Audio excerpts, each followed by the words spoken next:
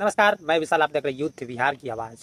दिल्ली के सड़कों से लेकर संसद मार्ग तक पिछले कुछ महीनों से लेकर के कुछ दिनों तक जेन जेड युवाओं का तीसरा सबसे बड़ा महा आंदोलन शुरू हुआ। लेकिन यह आंदोलन शुरू होने का वजह इस देश में पारदर्शिता शिक्षा और शिक्षा के विरुद्ध हो रहे लगातार पेपर लीक और भ्रष्टाचार के खिलाफ युवाओं का आवाज़ बन करके जब दिल्ली के सड़क से लेकर संसद तक युवाओं के साथ इस देश के सिस्टमों के द्वारा बर्बरता तरीके से मारपीट के साथ साथ आंसू गैस के गोले दागे गए और गोले दागने के साथ साथ उन पर लाठियां भी चलाया गया, जिससे कई युवाओं का मौत हो गया और मौत के साथ लगभग 20-22 युवा घायल हो गए, जिनमें कुछ पुलिसकर्मी भी घायल हुए हैं। लेकिन ये बात यहीं तक सीमित नहीं रहा, ये सुप्रीम कोर्ट तक पहुंच गया यह बात। लेकिन सुप्रीम कोर्ट इस वीडियो को देखने के लिए इनकार हो गए कि किस प्रकार देश के भविष्य युवाओं को दिल्ली के सड़कों से संसद तक पहुंचने में आखिरकार क्या क्या परेशानियों का सामना किया गया और क्या क्या उनके साथ दुर्व्यवहार किया गया।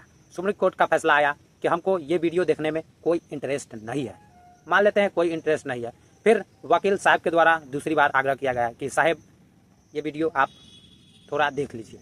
लेकिन फिर चीफ जस्टिस ऑफ इंडिया के द्वारा आवाज़ आया कि हमारा वक्त ख़राब न करें और ना ही आप अपना वक्त ख़राब करें, क्योंकि हमको टाइम नहीं है। मान लेते हैं कि सुप्रीम कोर्ट के पास टाइम नहीं है, क्योंकि हज़ारों लाखों केसों उनको देखना पड़ता है और इस सब का निपटारा करना पड़ता है। लेकिन बात यहीं तक सीमित नहीं, दिल से एक बात उठा। आखिरकार जब इस देश के न्याय व्यवस्था और न्याय प्रणाली और न्याय नीति बनाने वाले और न्याय दिलाने वाले वैसे लोगों के पास टाइम नहीं है, तो आखिरकार इस देश के युवाओं के साथ, और हमारे संविधान कहता है कि आप शांति तरीके से अपना बातों को रख करके अपना हक मांग सकते हैं, अपना फंडामेंटल अधिकार अपना सकते हैं। लेकिन युवाओं ने शांतिपूर्ण अपना अधिकार रखा, लेकिन उनके साथ शांतिपूर्ण अधिकार रखने के लिए वैसा कोई व्यवस्था नहीं किया गया, बल्कि उनके साथ हिंसक तरीके से मारपीट किया गया। ये सब मारपीट का वीडियो इस देश के चीफ ऑफ जस्टिस देखने को राजी तक नहीं हुए।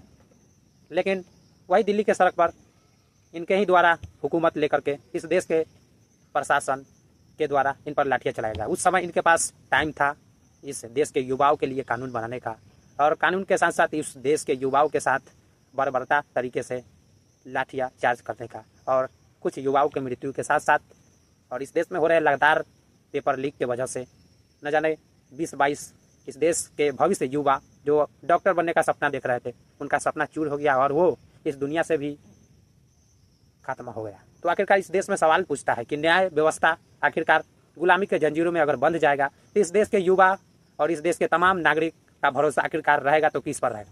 तो आप लोग अपना प्रतिक्रिया जरूर दें, और आपसे निवेदन है कि वाकई में इस देश में बहुत सारा सिस्टम का गलती है। जब न्याय व्यवस्था न्याय दिलाने में इनकार हो जाए तो इस देश के सत्ता आखिरकार किस ओर पलटना चाहेगी। तो आप लोग अपना कमेंट सेक्शन में जवाब जरूर दें, और ऐसा गुलामी के जंजीर में बंधने के लिए आप लोग अपना कीमती वोट सतर्कता और जागरूक और ऐसे व्यक्ति को जो दे जो आपके देश, राज्य और आपके समाज के सुरक्षा के जिम्मेवारी बने।